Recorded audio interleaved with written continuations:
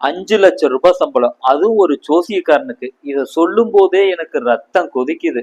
இது என்ன உங்க அப்பா வீட்டு காசா, இல்ல நீங்க உழைச்சு சம்பாரிச்சதா?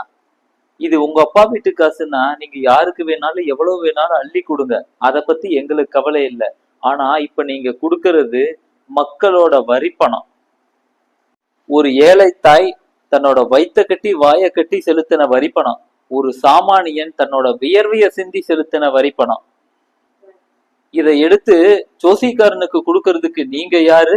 இந்த அதிகாரம் உங்களுக்கு கொடுத்தது யாரு? பதவி வந்தா என்ன வேணாலும் பண்ணுவீங்களா?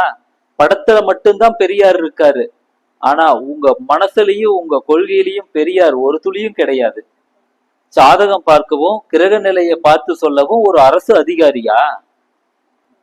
அதுவும் ஒரு IAS அதிகாரிக்கு இணையான அந்தஸ்தில். இது நிர்வாகமா இல்ல உங்களோட தனிப்பட்ட நம்பிக்கைகளை மக்கள் தலையில கட்டுற வேலையா இது?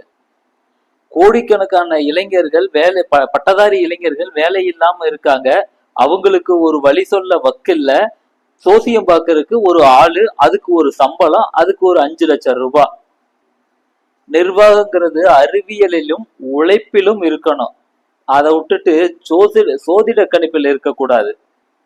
மக்களோட வரி பணத்தை இப்படி அநியாயமா செலவு பண்ணாதீங்க. இது உங்களோட பணம் கிடையாது.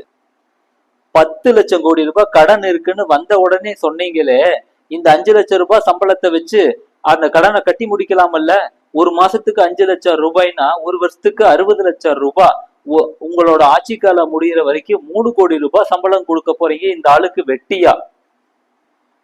இது உங்க பணம் கிடையாது, இது இந்த நாட்டு மக்களோட ரத்தம்.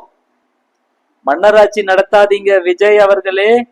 இனியும் வேடிக்கை பார்க்க இது மன்னராட்சி அல்ல, இது மக்களாட்சி. இதுக்கு நீங்க பதிலும் பொறுப்பும் சொல்லியே ஆகணும். லைக் பண்ணுங்க, ஷேர் பண்ணுங்க, சப்ஸ்கிரைப் பண்ணுங்க.